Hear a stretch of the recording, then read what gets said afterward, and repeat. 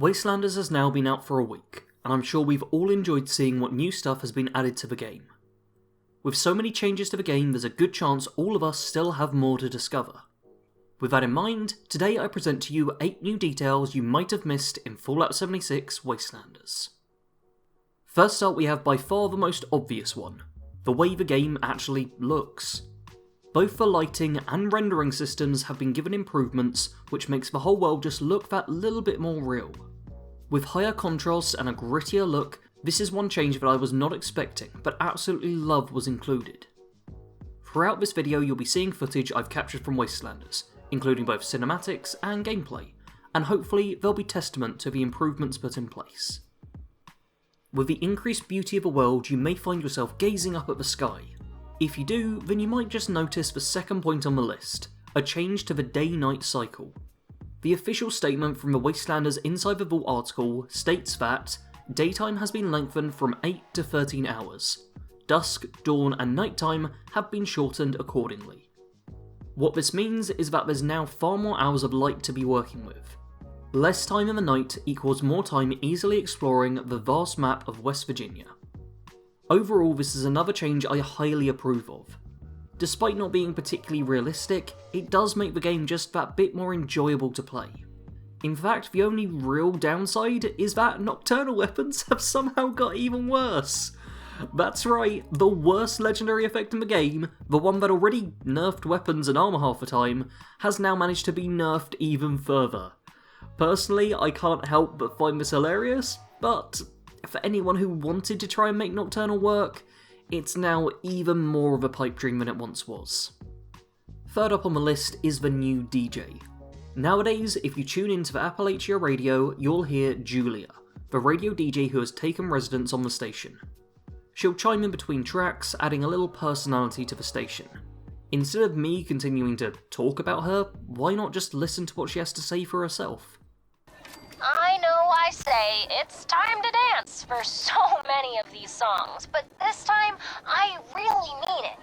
Unless you are literally fighting for your life, which I realize may be the case for some of you, you'd better stop what you're doing and dance.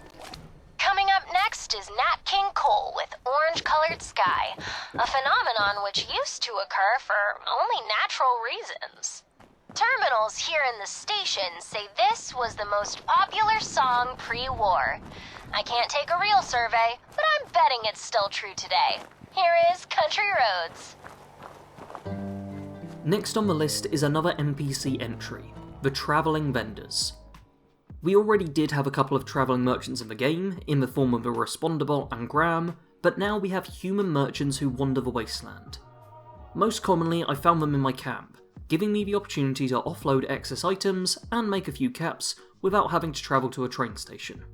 Although these merchants don't seem to carry much of real value on them, they're still helpful for selling to and might even have some food or junk that you need in a pinch. On to something I am incredibly happy to see, bow perks.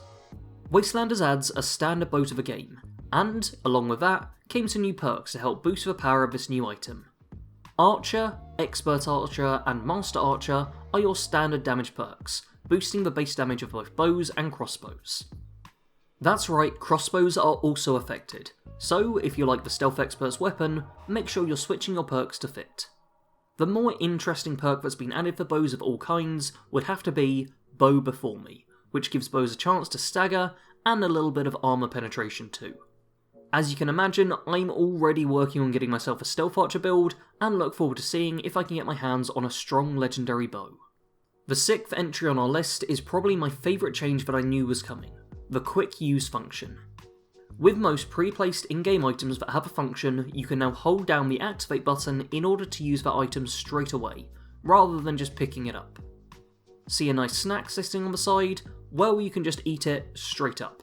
Buy a weapon you fancy giving a spin? Just hold down the Activate button and it will automatically be equipped and added to the favourite wheel. What I find this new function most helpful for though is plans and recipes. You can now just hold down the button for any plan out in the open that you don't already know and you'll instantly learn it. This just helps move things along faster, by having you spend less time sorting out your inventory. Quality of life improvements like these are always great to see, and this one comes in especially handy to new characters. On to our penultimate entry now, and also the point where we start to get into very mild spoiler territory.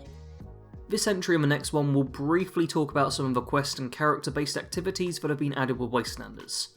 There won't be any major spoilers at all, but I still feel it's worth a mild warning for anyone who wants to make sure they get to experience everything for themselves for the first time. With that warning out of the way, let's get on to this entry, the new sleep benefits. Normally when you sleep in a bed at your camp, you'll get the well rested bonus, giving you a 5% XP bonus for 2 hours. If you have recruited an ally and they're currently in your camp, then you instead get the Kindred Spirit bonus, still giving you a 5% XP boost, but for an added hour. If that ally also happens to be your romantic interest, then the bonus is instead called Lover's Embrace. Lover's Embrace is essentially the same as Kindred Spirit, still giving the same bonus for the same length of time, but it's a nice added touch to signify the relationship you have with your ally.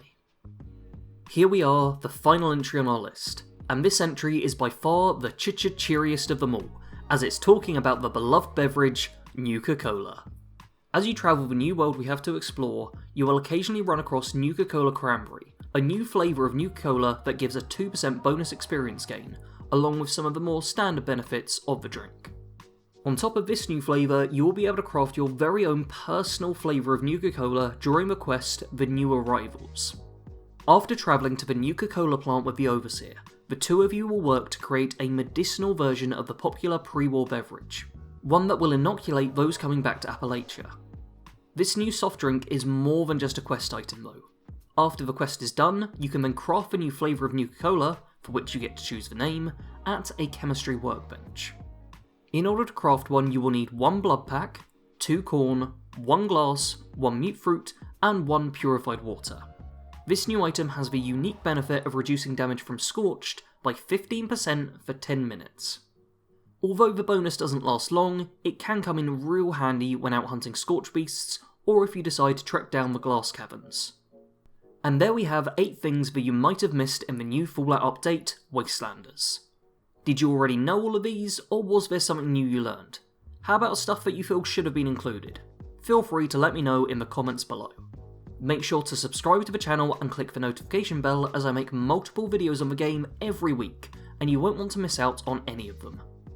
A big thank you to all my patrons who support me over at patreon.com/badcompanysarge, and, of course, to all of you, thank you for watching.